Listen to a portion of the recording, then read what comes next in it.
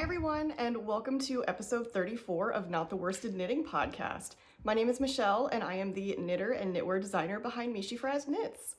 Today we are back with a normal episode. I feel like it's been a while. Last week I did my Everything I Knit in 2024 video, which was massive. I expected it to be massive, and it was massive. It was a huge video. It took me forever to film. It took me even longer to edit. But it was really fun to do that and just kind of have my retrospective for the year. But now we have officially started with the new year, new projects.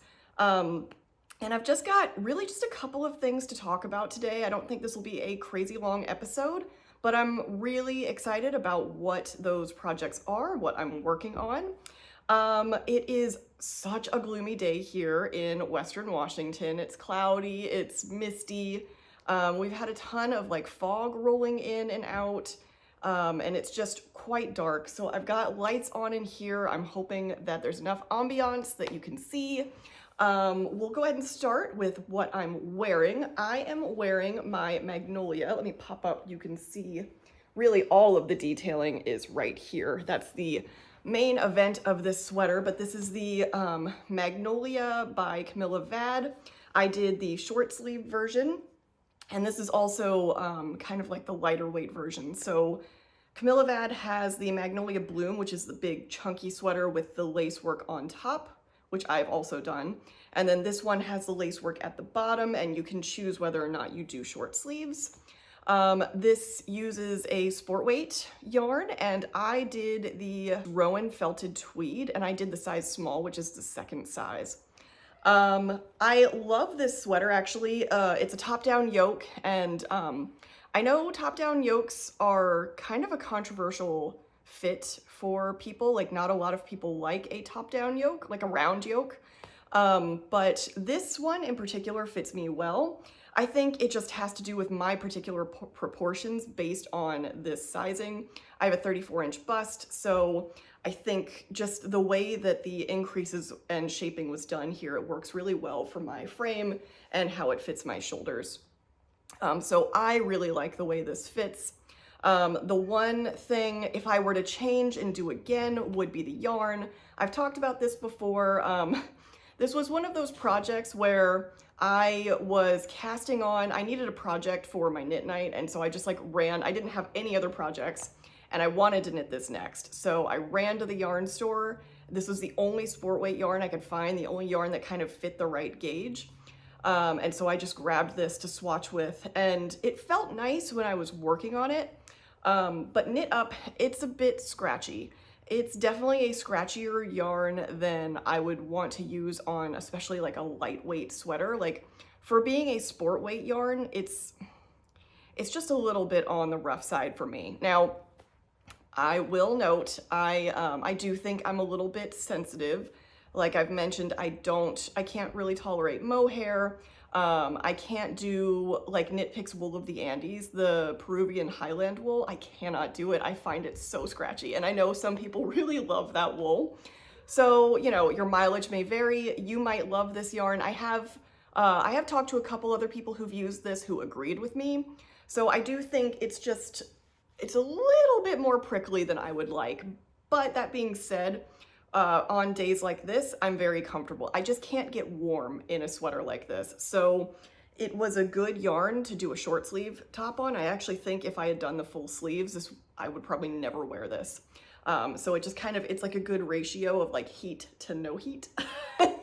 So this is a great sweater for me to pull out when I kind of want to, I guess, look a little bit nicer, but still have a very warm garment on. Yeah, I wanted to note too, the conversation about top-down round yokes. Just for fun, a couple of weeks back, I put a poll on my Instagram story asking what people's favorite like sweater, like top-down sweater knit fit was. And I wouldn't say it was super surprising, but it was fun to see the breakdown. The most popular by far was top-down raglan. Everybody loves a top-down raglan, which I can totally get behind and agree with. And then second up was actually a drop shoulder, which that one surprised me a little bit, only because I know that that's also kind of a controversial fitting sweater. Some people love a drop shoulder, some people don't. I like drop shoulders when they're definitely a little bit more of an oversized fit, when you have a little bit of extra ease. And then, not surprisingly, the round yoke was all the way at the bottom. And somewhere in the middle, but still actually pretty low, was like the contiguous sleeve or the set-in sleeve. I think that's mostly just because there are way more patterns that use like a raglan and a drop shoulder and a round yoke, so it wasn't surprising that those were kind of the ones that were voted on a little bit more. But that was just kind of fun to see. It wasn't for any particular reason, it's just in the group of knitters that I knit with, we all kind of have different preferences. And so I've always just kind of, I wanted to see like the breakdown of what everybody thought, and if it's, you know, how subjective is it just based on your frame. And I do think that plays a big role. Anyway, so that is what I'm wearing today on this very gloomy day. The cats are running around as per usual. So today I have a half-finished object and yarn in my mouth. So I have a half-finished object and I have a work in progress. So let's get started with my half-finished object. I'm actually really excited about this one. There's something about wrapping up the projects that I wrapped up at the end of the year and starting this new year fresh. I know it's cliche to like start the new year and have all these resolutions, but I'm just feeling really motivated and really creative, really inspired. I don't know if part of that is because I've just recently renovated my office/studio, or if I was doing that because I was feeling creative. I don't know. I think it's like a cycle of it just playing into one another. And stay tuned for that video next week. But anyway, I've just had so many ideas. I've been sketching tons of stuff. I've been saving lots of inspiration. And there were just moments where I had a free night and I didn't have anything going on. And I would just go back through some of the sketches I had and be like, well, let's try this one as a chart and see what happens. And that is how this guy came to be. So it's a finished sock. I still need to knit the pair, but I don't have enough yarn for it and I'm currently waiting for it. So for now, I'm calling this the crosshatch sock, but the name is pending. My inspiration and where I kind of came up with this motif was the idea of crosshatching. Now, you might look at this, if you have any sort of an art background, you might be looking at this and be like, that's not crosshatching. And yes, I know. So hatching is something you use for shading, where you use lines for shading, and the amount of lines you use, if you use them closer together, it makes the shading darker. If you space them apart, it makes them lighter. And then if you do lines vertically and horizontally, then you get what's called cross hatching, and that makes it even darker. It's just levels of shading when you're sketching. And I was just thinking about the lines, the vertical lines and the horizontal lines, and I was just playing with them side by side. And I don't know, I just thought it would be really fun. I was looking at my stash and looking at some of the extra fun skeins of like sock yarn that I had left over.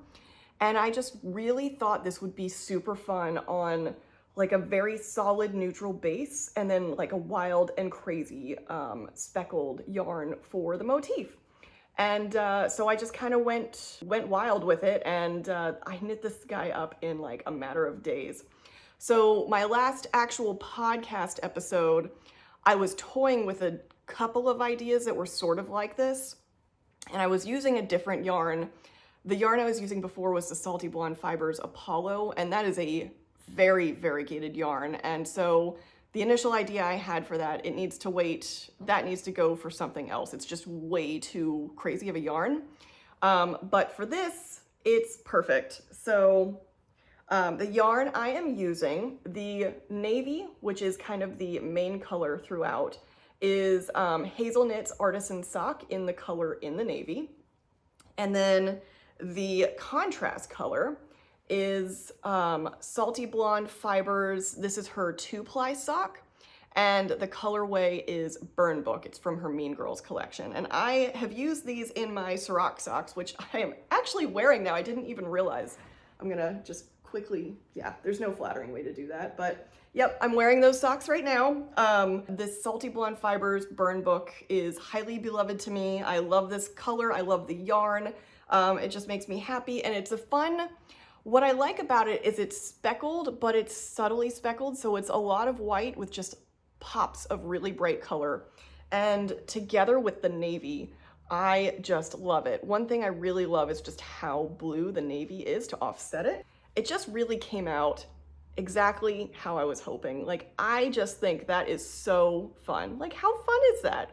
I just love it. I love it so much. This knit up so fast. I knit this in like a couple of days, and I immediately reached out to Wendy at Hazel Knits to ask her if she had more of this guy, because I've got plenty of this, but I'm not gonna have enough of this to knit the pair. And then I also was asking her about her colorways in the Lively Decay base, because I really want to make a sweater of this. It's funny. I think what I'm embracing a little bit right now too is the idea that like no sketch or idea I have is too obvious or simple, because I've had this idea for a while of just like vertical lines and horizontal lines and then alternating it up throughout. And I hadn't done anything with this idea for months because I was like, well, it's so, you know, I don't know. It's not like I didn't reinvent the wheel with this. It's not anything crazy. But then finally one day when I was bored, when I just knit it up, I was like, this is amazing. I love it. Who cares if it's not the most unique idea in the world? Also, I still think it's a really fun, interesting pattern. And I really love the motif. I just think that looks so fun. So yeah, naturally I want to make a sweater version of this. I'll do it in DK, so it'll still kind of maintain the scale, but it'll be a little bit bigger. So it'll read kind of, from far away, it will still read kind of like an overall pattern where you'll get up close and then you'll realize, oh, it's all of these different lines. But I still think it'll read from far as a print that is not super crazy. I was playing with scale with these, also with a sock. I have this, it's like heavy worsted to Aran weight yarn that I've had for a while, and I decided to try and knit a sock, or not a sock, a beanie version of this with it, and I ended up ripping it out, so I will just pop a picture up. But I didn't love it at that scale. For some reason, the lines just felt really big, and thinking about that on my head, I wasn't really sure how I felt about it. Part of it too is the colors. I used a tonal blue with a variegated pink, and I just felt like it was too much. I also have a white that I was thinking about trying with the motif, but I just don't think I like the motif that large. I think I like it scaled down a little bit, so it just reads a little bit more all over. So I'm really jazzed about these. It's just a 1x1 rib. I've got my shadow wrap heel in there and just your standard wedge toe. Like I said, I'm naming it the crosshatching, some sort of crosshatch sock, maybe, I don't know. But I might change it. It's funny, Thomas told me he thinks I should call these the elemental socks because they remind him of the element in Fifth Element, like the stones at the end. So yeah, I'm still thinking of titles. Let me know if you have any fun ideas.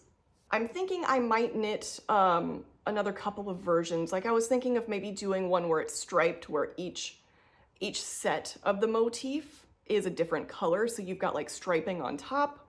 That could either be really fun or like insane.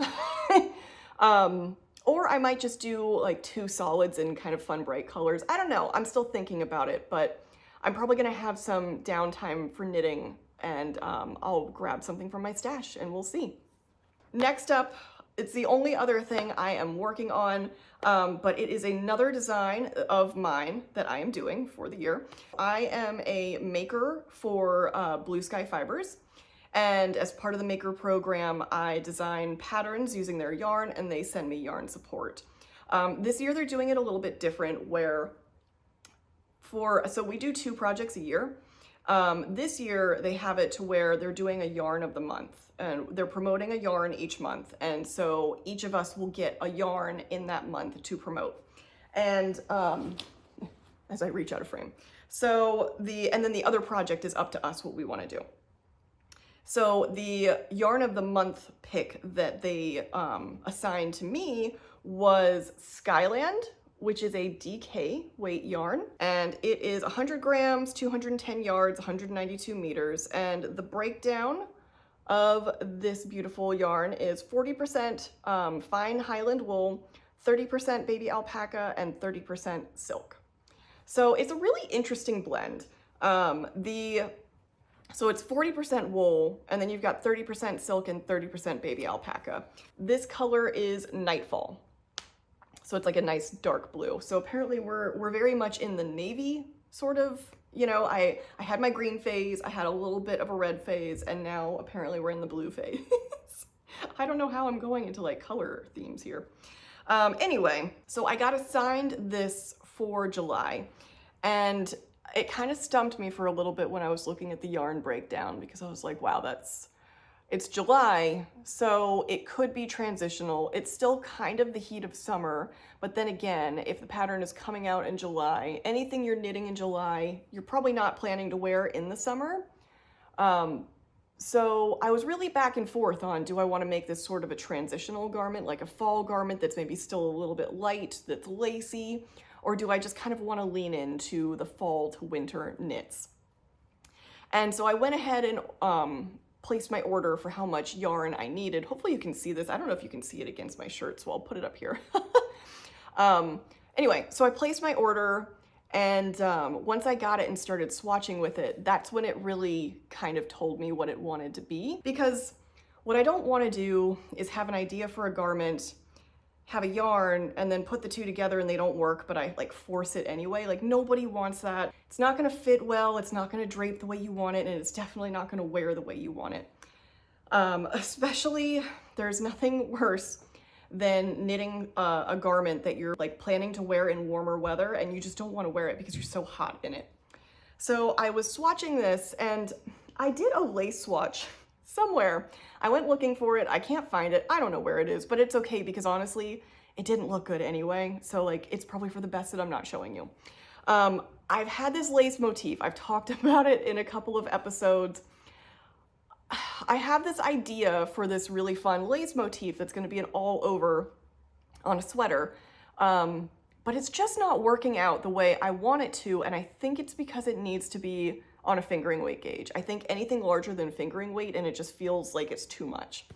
And that's sometimes what happens with lace, because you've got so many holes that the more that you do with that and the more that's going on, as you go with the larger gauge, this motif becomes so much larger and exaggerated, and it just felt like a lot. It felt really heavy, and I really didn't like it on this yarn. This yarn has some really interesting properties though. So it is a DK weight yarn, but it's definitely, like, it's plump. Like, you look at it, let me see. The strand looks like a pretty typical DK weight yarn, but when you knit with it, it's like plump but airy at the same time. What I was noticing was it felt quite plump, but the fabric was still quite gappy, which, I don't know, I think it must be a combination of like the silk kind of playing with the alpaca and the wool.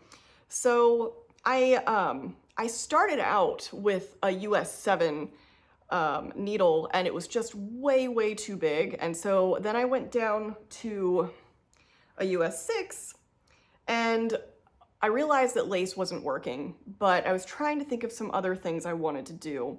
And one of the things that's been on my mind, something I've been wanting to knit, but it's kind of been on the back burner, is I've been wanting to make myself just a really nice all over broken rib raglan sweater. I love the look of broken rib more than regular ribbing. I love that it's like a softer version of ribbing. It doesn't feel quite so harsh on your body. And I love the lines that you can create with raglan, specifically with the broken rib. So I had this idea of starting with like a 3x1 broken rib. Was that what it was? It might have been 2x1. I was thinking I wanted a very subtle broken rib. So at the bottom here, I was playing with 2x1 broken rib. I did this on a US 6, and then I still felt like that was too big. So the purl bump here is where it changes gauge. And then this became a US 5. And then I wanted to do some ribbing on US 3 to kind of see what that would look like.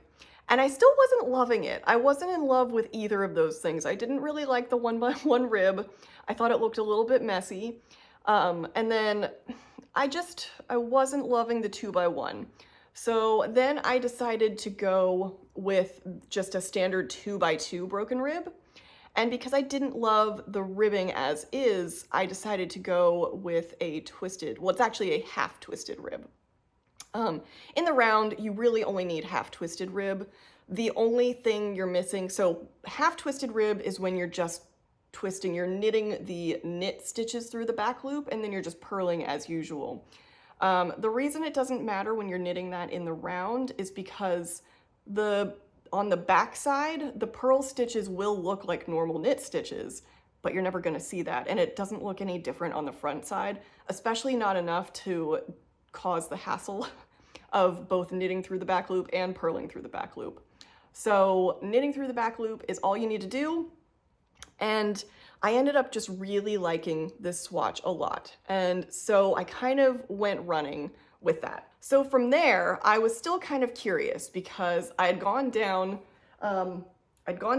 to the US 3 and US 5, which I thought was, probably as far as I want to go for DK. But I don't know if you can really see it in here just because it is kind of dark in here. But when I'm looking at it, there's a window right there. You can really see through. You can definitely see through the holes. It's not a bad thing and it's not terribly noticeable, but it's a little bit gappy, I suppose. So I decided to do one more swatch where I went down yet again one more needle size, but I decided to go ahead and do the swatch kind of in pattern. I had this idea of what I wanted to do with the raglan, but I wanted to make sure it would make sense and look okay. And so that is basically what this is. And then I did this, hopefully that shows up okay and it's pretty visible.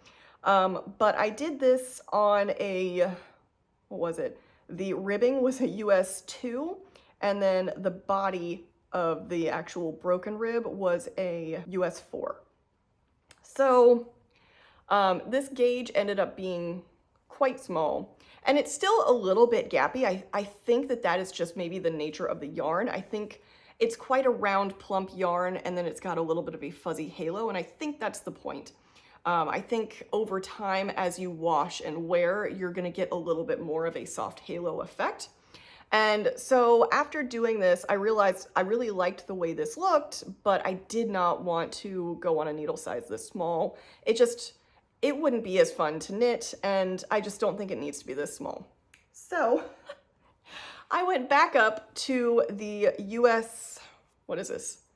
The US 3 and US 5, and this is the swatch that I ended up picking. This was my final pick, and I took a basic gauge from here and my other ones just to kind of make sure my gauge hadn't changed too much. From there, basically what my next step was to do some grading.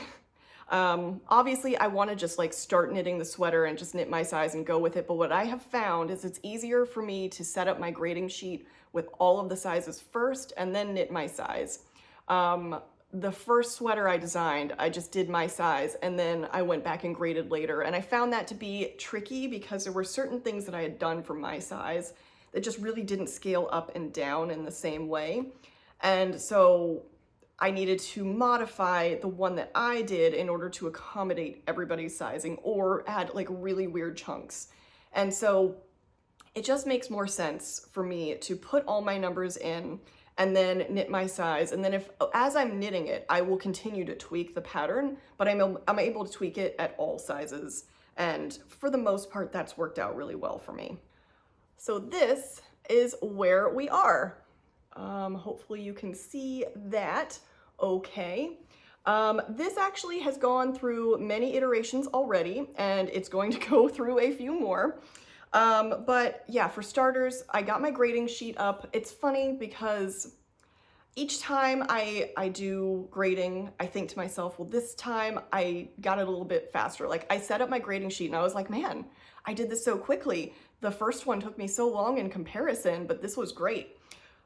I'm gonna back up here to give you a little bit of info about me, just so this makes sense. Because for some people this might be very easy, but my background, I went to art school.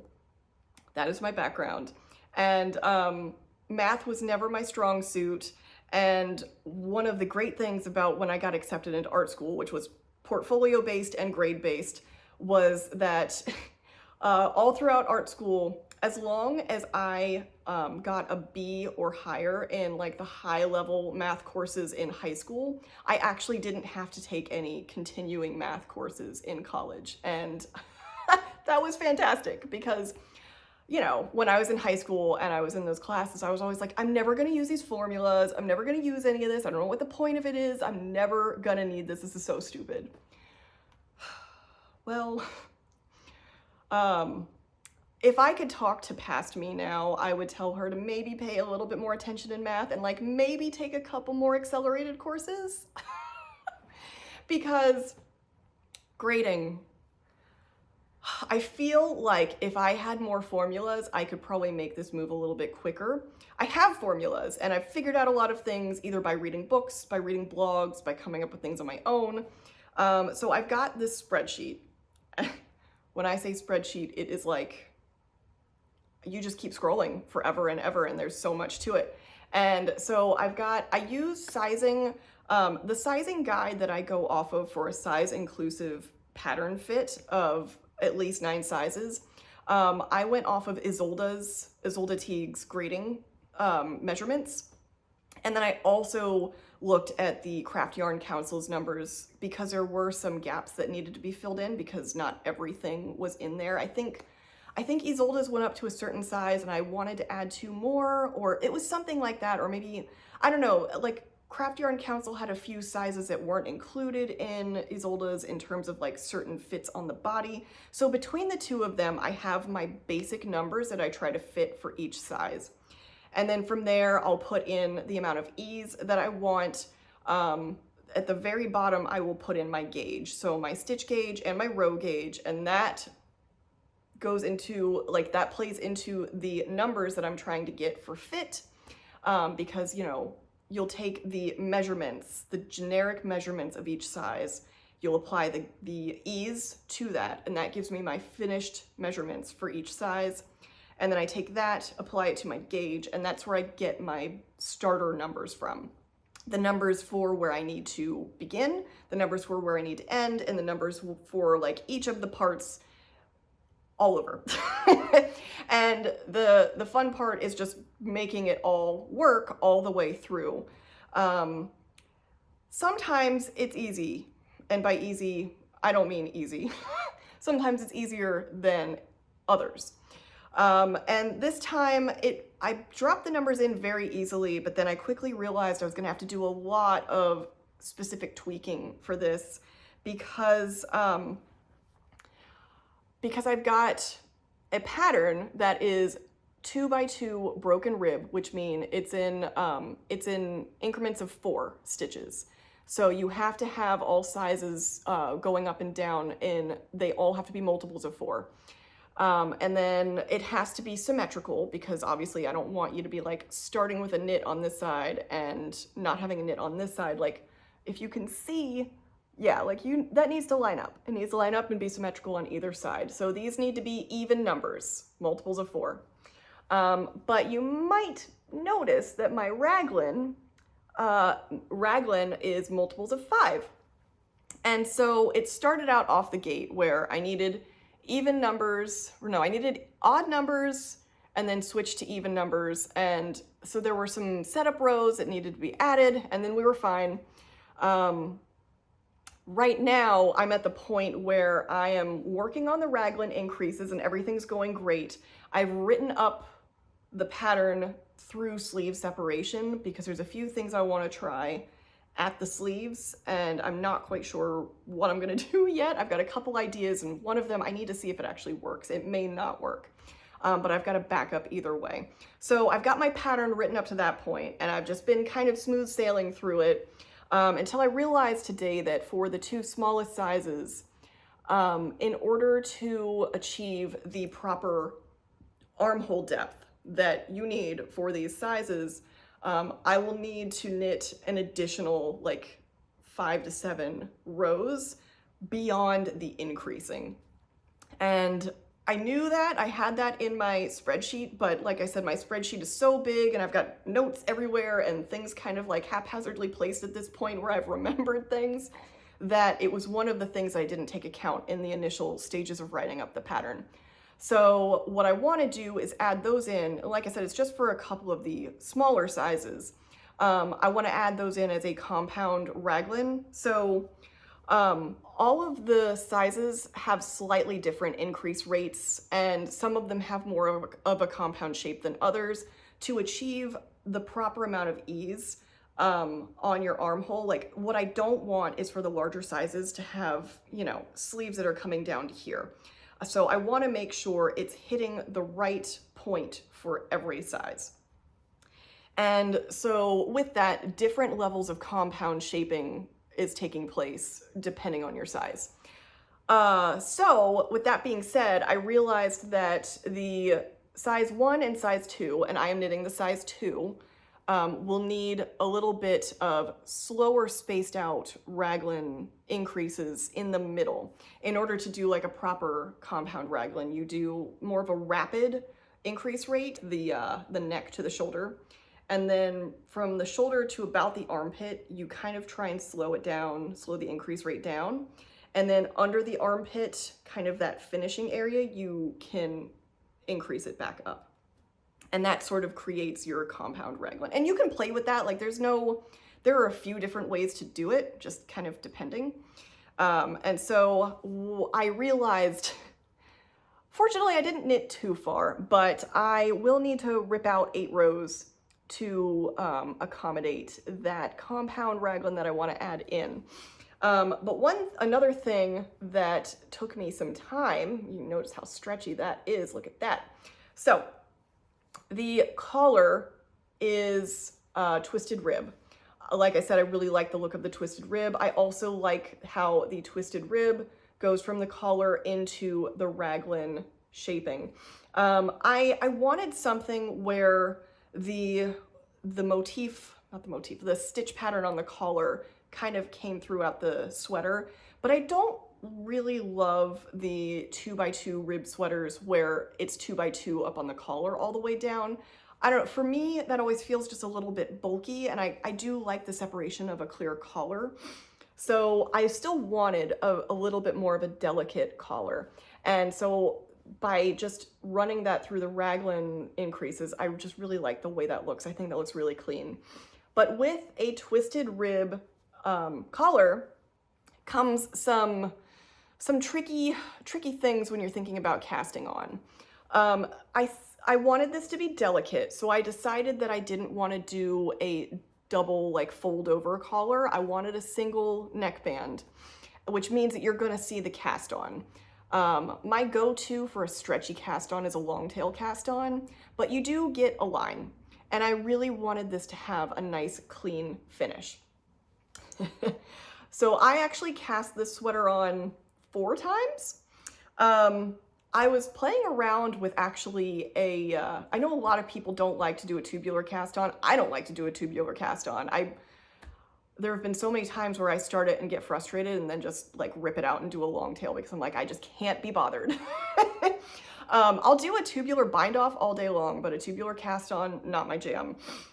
But I just recently came across like a provisional cast on. Not a provisional cast on where you then bind off as a tubular bind off. I've heard of that, but this was actually just a provisional tubular cast on. So you do your provisional cast on, and then you do a handful of setup rounds, and then you just rip out the yarn and you've got your tubular cast on. So I played around with this and I tried it out a couple of times. It was recommended that you would go down 2 needle sizes from your ribbing yarn because it would become very stretchy. I don't know if maybe I was just being like, maybe I was so tense when I was doing it or what, but going down one needle size was still too tight for me. Like I tried it with this, and so I was using a US 3, and maybe part of it too is the fact that I'm on really small needles already. But I was using a US 3 needle, and I went down to a US 2 needle to do just the provisional cast on and then the setup rows. And then when the setup rows are done, that's when you switch to your normal ribbing needle. And it was actually difficult to even knit around the setup rows because it was so tight on my small circumference needle. And when I unraveled it, it just didn't stretch enough. And like, I could get it over my head, but I could also wear it as a tight headband, and that would have worked too. And that was not going to be okay. So then I decided to go up a needle size and try it again. But there were also other things I was trying at the same time, because if you have done a tubular cast on or bind off with twisted ribbing, then you'll know that that's not always the cleanest finish either, because when you're doing twisted ribbing, your knit stitches are twisted, and your tubular cast off or cast on, the stitches are not twisted because they're kind of just carried over the side. And so with the first one that I tried, I did my provisional cast on as usual. And then all the setup rows, all the knit stitches I did through the back loop. And that actually, it wasn't terrible. It wasn't great, but it wasn't terrible. Like, there was clearly a little bump on all of them, but it wasn't too bad. Then when I decided to go up a needle size and retry the provisional tubular cast on, I decided to do it where I did all of the initial setup rows normal and then switched to twisted to see if maybe that would make it any better. It didn't, it made it worse. The first way was definitely the way to go. So if you want to do a tubular cast on with a twisted rib, my recommendation would just be to do the setup rows twisted, and that kind of helps it out and it's not too jarring. But anyway, so I did all of that and I was looking at it and it was still kind of on the tighter side and I didn't love the way it looked. So I went back to the drawing board, and when I was initially researching for this a while back, I had been reading about the alternating cable cast on. Is that what it's called? Yeah, the alternating cable cast on. And it's so funny. It's so funny because it's so easy, and it's something that like I basically already have been doing without thinking about doing, and we all mostly have. So it's just a cable cast on, which I think most knitters, cable cast on was what you learn with. Like that's the cast on that you learn how to knit with. It's like the most basic, easy cast on. And the only difference is you cast on normally where you're knitting and pulling the yarn through for your knit stitches. And then for the purl, you're literally just putting the needle on the back and then purling it. Like that's literally it. You're just doing a cable cast on where every other stitch, you're just purling it. That's it. So I did that, and it created this really beautiful cast on edge, which I'm actually quite happy with, and it is incredibly stretchy. So stretchy, I'm gonna show it to you guys because I'm just so happy with how stretchy it is. Look at that. Look at that. All right. So now keep in mind, this isn't blocked or anything, but I think that looks pretty good. I am pretty happy with that. And the collar is sitting how I wanted. I wanted something with like medium drama. Like I didn't want a chunky folded over collar. I wanted something that would kind of sit up on your neck slightly. I know it's gonna pull down a little bit, but I also didn't want like a really short crew collar, something kind of in between. So I'm really happy with how this looks. So yeah, you can see the raglans have started to grow. But yeah, I will need to rip back a few rows and slow down the increase rate here. And that should give me the armhole depth I'm looking for. Just because I had to think about that with this because my row gauge is quite tight on this one, which is really interesting. So it just needs a little bit more fabric for the first couple of sizes to make sure that there's enough armhole depth here. And I want to make sure that that's like right in the halfway point. So it has like a nice look.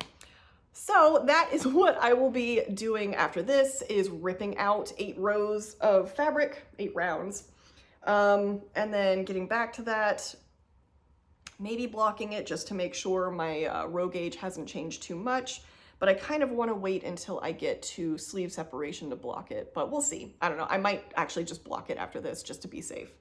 But that, yeah, so that is progress on this. It's coming along well. You know, I want to make sure I have enough time to where I finish this up, I get the pattern written, I have time for it to be tech edited, and then I've got plenty of time for it to be test knit before July. I'm on track with this, everything is fine, but I do want to kind of maintain a good pace to make sure that there's just enough time and that there's no rushing involved with this. So hopefully next podcast video, I will have a little bit more progress on this guy. That is it for my knitting today. These are the only 2 projects I've got going on, but they are keeping me busy. Stay tuned next week for my studio/office update. So all of the changes that I've done in there, I tried to take some video while I was organizing my yarn stash, and I'll just show you guys around my new space. And I'm excited to show you guys that. It'll be really nice. It's finally just about there. So I'm probably gonna just shoot the final scenes of like the space done and made up, and then that'll be out the following week. So yeah, that's it for my knit chat this week. In terms of book chat, this has been a season of Gillian McAllister for me. When I was talking about how her book Wrong Place, Wrong Time was my favorite book of the year, it just made me realize that I should probably just read some more of her stuff. So I've had some stuff of hers in my queue, and they both kind of came around the same time. So last week I actually just finished her book Just Another Missing Person. And so this is about a detective who, she's got a really good moral compass. She's very dedicated to her job. She's dedicated to the force. And she ends up having to do something to protect her family that compromises her morals. And it puts her in the situation to be blackmailed. And this blackmail coincides with her trying to solve a case. And she needs to solve this case in order to get out of the blackmail. And things unfold while she's solving the case as well, and so you're trying to figure out all of that. But I really enjoyed that book. It was very interesting how it ended. I thought it was a fun read. It was a quick read. I do really like the way that she writes. She writes in a way to where I'm constantly just wanting to know what's next, and I just don't get much sleep because I just keep reading. So yeah, I enjoyed that, would recommend it. The next book of hers that I am reading, I just started a couple of days ago. It's called The Good Sister. This one is quite, it's heavy. It's definitely a heavier topic, and I would say that I might even put like a trigger warning on this one for child abuse and death. Like it's heavy in those topics, and so this one has not been something I've been enjoying reading as much. It's well written, it's a good book so far, but the topic is a little bit tough, and it's a lot of like questioning motherhood and, you know, is this person a good parent or not a good parent, and you're trying to figure that out. And it also kind of, the tragedy in this family kind of breaks apart these 2 sisters in a way to where you're trying to figure out which one was right, which one was wrong, or if they were both right and both wrong. So yeah, I think I'm like 30% of the way through that one. So we'll see how that one goes, but yeah, definitely a bit of a darker topic. But that's all I'm reading right now. Hopefully after this, I'm gonna probably try and find something that's a little bit of a lighter mood, just so I can do something that's maybe a little bit more of escape. I don't like to read books that are like super dark and heavy, just because I'm trying to escape all the dark and heaviness that's like in the world and just be in my little bubble of happiness, and nothing does that like a good book or a good movie. So yeah, if you stuck around until now, thank you so much for watching.